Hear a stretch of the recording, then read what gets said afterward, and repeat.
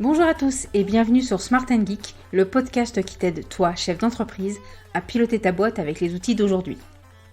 Je suis Émilie Lebrun, dirigeante de l'agence Woodenit depuis 13 ans et j'ai lancé Smart & Geek pour accompagner les entrepreneurs dans la gestion de leur entreprise. Je recherche des solutions concrètes, efficaces, modernes, alors tu es au bon endroit. Mon objectif, faire de toi un dirigeant serein, efficace et heureux pour que ton entreprise cartonne et que tes salariés soient ravis. Dans ce podcast sans langue de bois, on parle télétravail, management, organisation, trésorerie, bref tout ce qui touche à ton entreprise. En mode smart, c'est-à-dire des conseils simples et actionnables, et du geek avec des outils actuels, faciles à prendre en main. Smart & Geek, c'est un épisode tous les vendredis et un supplément un mardi sur 2, alors abonne-toi pour ne manquer aucun épisode. Installe-toi confortablement, je te souhaite une bonne écoute. Smart & Geek, c'est maintenant.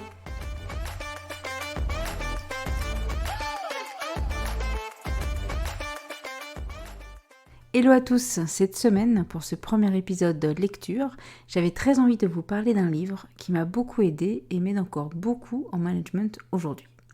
Il s'agit de Comment se faire des amis de Dale Carnegie. Avec un nom pareil, impossible de s'imaginer qu'il s'agit d'un livre pouvant aider des dirigeants à mieux comprendre et accompagner leurs équipes, c'est clair. D'ailleurs, le titre anglais, How to Win Friends and Influence People, comment gagner des amis et influencer des personnes, permet un peu mieux de comprendre le contenu du livre, et encore. Vous en avez peut-être déjà entendu parler, c'est pas du tout un livre récent, il date de 1936, et beaucoup de personnes qui travaillent sur le développement personnel, sur la communication, sur l'accompagnement des équipes, etc., parlent de ce livre. En tout cas, le contenu est très actuel et toujours très inspirant en 2022. Comment se faire des amis, c'est avant tout un livre sur la communication, sur comment devenir un bon leader. Ce que j'aime beaucoup, c'est que c'est un livre qui est très accessible, il est facile à lire, il est très bien structuré, il a énormément d'anecdotes, du coup ça donne des petites histoires un peu à raconter. Bref, c'est pour toutes ces raisons que c'est un livre que je recommande et qui est très recommandé et qui est parmi les ouvrages les plus vendus au monde. Clairement, c'est un des livres qui va être très efficace pour vous en matière de relations humaines. Il donne des méthodes qu'on peut appliquer dès demain avec des résultats immédiats. Et c'est ça qu'on aime bien, nous, en tant qu'entrepreneurs. On adore avoir des méthodes facilement applicables. Donc si tu souhaites améliorer tes relations avec tes équipes, tes compétences en leadership, davantage rallier les équipes à tes idées, et bien très clairement, ce livre, il est fait pour toi et ça va devenir ta nouvelle Bible. Je ne vais pas te résumer l'ensemble du livre dans ce podcast, mais plutôt partager avec toi les 8 principales leçons que j'en ai tirées. Et puis j'espère que ça te donnera en tout cas envie de les lire très rapidement. La première leçon que j'ai retenue se résume ainsi avec une expression. Si vous voulez récolter du miel, ne bousculez pas la ruche. J'adore ce proverbe, il est tellement applicable et pas uniquement dans le monde de l'entreprise. Lorsque nous avons besoin d'obtenir des choses de quelqu'un, pourquoi tant de personnes utilisent la peur, la critique, le jugement, et expriment si violemment leur désaccord. Ça ne donne pas du tout envie de se faire aider, en fait. Et lorsqu'on travaille en équipe, pour obtenir des résultats, évitez donc de mettre des personnes sur la défensive. Dès que vous entendez votre collaborateur se justifier, c'est qu'il se sent coupable. Et c'est pas un rapport de travail très acceptable, et c'est pas vraiment ce qu'on veut obtenir comme relation. On ne peut pas être toujours en phase avec le travail réalisé ou une façon de faire, c'est sûr, ça arrive. Mais directement interpeller la personne en critiquant ce qu'elle a fait, le moyen utilisé, le résultat, ça ne va pas vous aider du tout à obtenir un meilleur résultat la prochaine fois. Et ça rejoint donc la seconde leçon que j'ai retenue de ce livre. Ce qui est très important, c'est de respecter les opinions de nos interlocuteurs, de ne jamais lui dire qu'il a tort. Il y a en fait dans le livre une anecdote que j'ai retenue depuis des années et que j'aime bien donner en exemple à des personnes. C'est que les prisonniers qui sont dans le couloir de la mort et qui ont commis des crimes dans leur tête, ils avaient une excellente raison pour eux de le faire.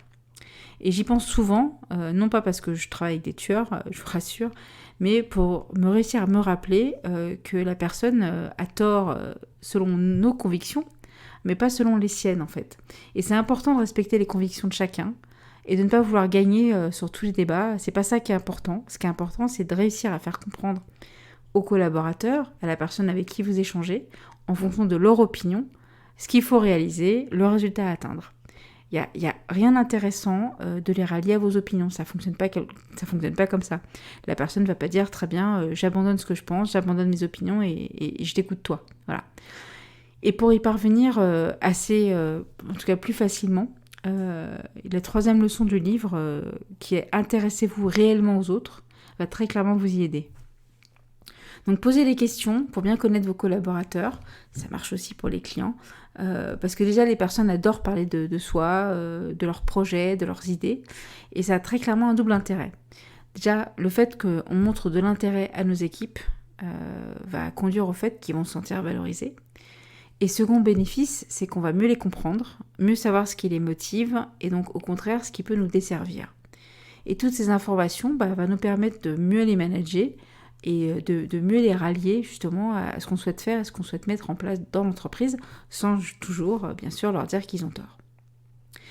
Quatrième leçon, qui est reliée à la troisième, c'est de réussir à s'adapter aux désirs des autres. La majorité des gens sont excentriques, très clairement, on entend beaucoup de managers mettre beaucoup de jeux dans leurs dialogues avec les collaborateurs, alors que pour que nos équipes nous suivent, est-ce que vous pensez sincèrement que ce qui les intéresse, c'est nos envies à nous et nos besoins à nous ? Et en fait, les salariés, comme tous les humains, n'agissent pas en fonction de nous et du jeu, mais en fonction de leurs propres désirs. Et donc ce qui compte, c'est pas le jeu, c'est plutôt le tu. En tout cas, c'est le nous. Et c'est pas évident, parce qu'il faut réussir à comprendre que les personnes ont leur propre centre d'intérêt, qui peuvent être complètement différents des nôtres. Et il faut donc nous adapter, nous, à notre collaborateur, et non pas être tenté de lui faire comprendre immédiatement nos points de vue, nos intérêts, ce que l'on souhaite, et ne pas tomber dans « tu le fais parce que je te le dis ». C'est aussi pour ça qu'on peut avoir ajusté notre discours en fonction des personnes, en fonction d'une équipe, et de ne pas raconter à chaque fois la même histoire à tout le monde.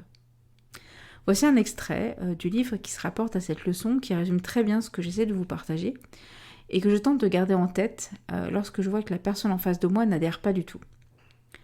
Le secret du succès, c'est la faculté de se mettre à la place de l'autre, et de considérer les choses de son point de vue autant que d'une autre.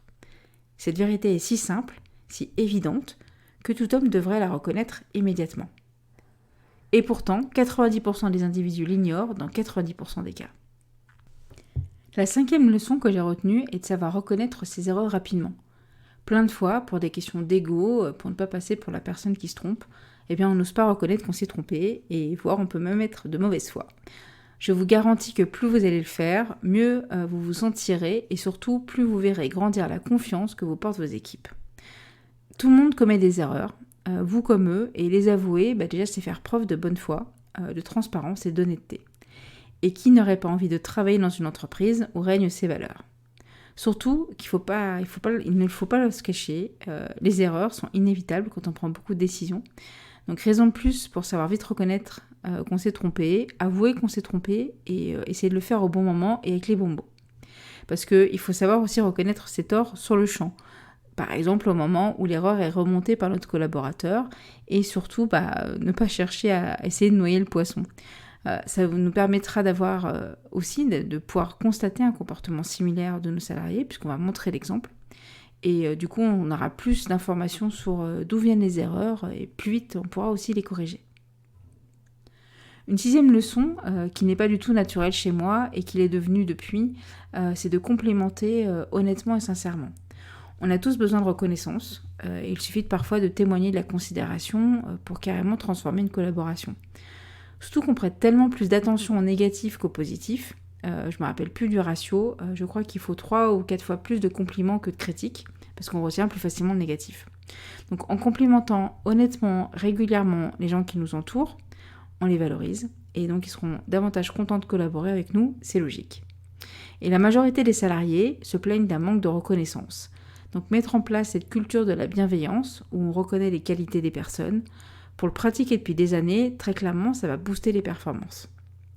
Un bon management vient avec une reconnaissance du travail des équipes.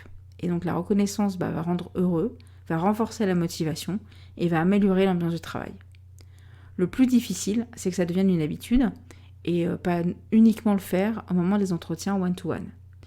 Par exemple, à l'agence, pour me faciliter un peu cette habitude-là, on utilise Office Vibe et un outil qui s'appelle les Good Vibes, ce qui permet d'envoyer des reconnaissances chaque semaine entre nous. Et donc c'est très sympa parce que déjà ça permet de recevoir chaque semaine des compliments, et y compris pour les managers, donc y compris pour nous, parce qu'on ne parle pas ici uniquement des salariés.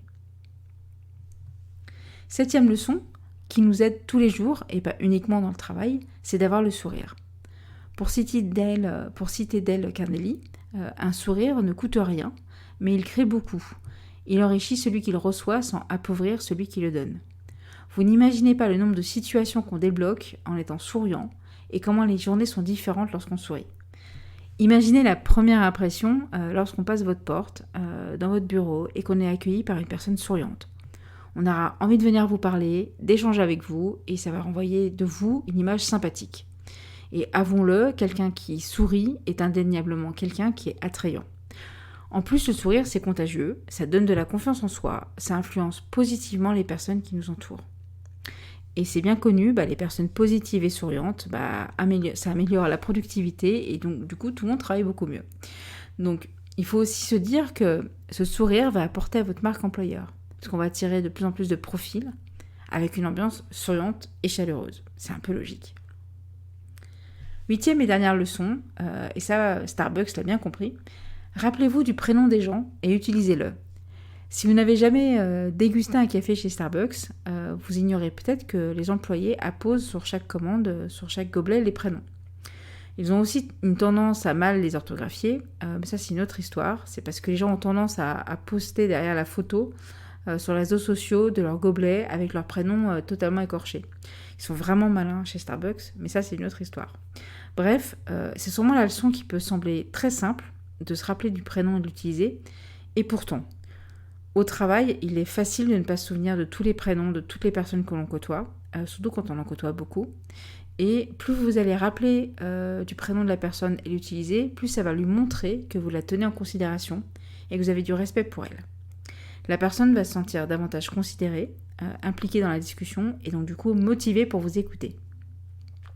Et il paraît que les gens qui se souviennent des prénoms sont perçus comme des personnes très intelligentes, alors que très clairement ça n'a rien à voir avec la choucroute, on est bien d'accord. Il existe plein de techniques pour retenir les prénoms des personnes et d'autres détails. Par exemple, moi j'essaye de retenir le prénom des enfants, leur âge, pour leur demander de temps en temps des nouvelles, comment s'est passée la rentrée des classes, bref, leur montrer de l'intérêt. Je vous avoue qu'avec le nombre, ça devient de plus en plus difficile. Voici les 8 leçons que j'ai retenues de ce super livre que je vous recommande, Comment se faire des amis de Dale Carnegie, et que je tente d'appliquer tous les jours dans mon quotidien de dirigeant. J'espère que je t'ai donné envie de le lire très rapidement. Et si tu as des questions ou des commentaires, utilise l'article lié à cet épisode depuis le site smartandgeek.fr. N'oublie pas de t'abonner pour recevoir les prochains épisodes et à donner une note sur notamment Apple Podcast qui me permettra d'être plus visible et à des auditeurs de découvrir ce podcast. Allez, à très vite!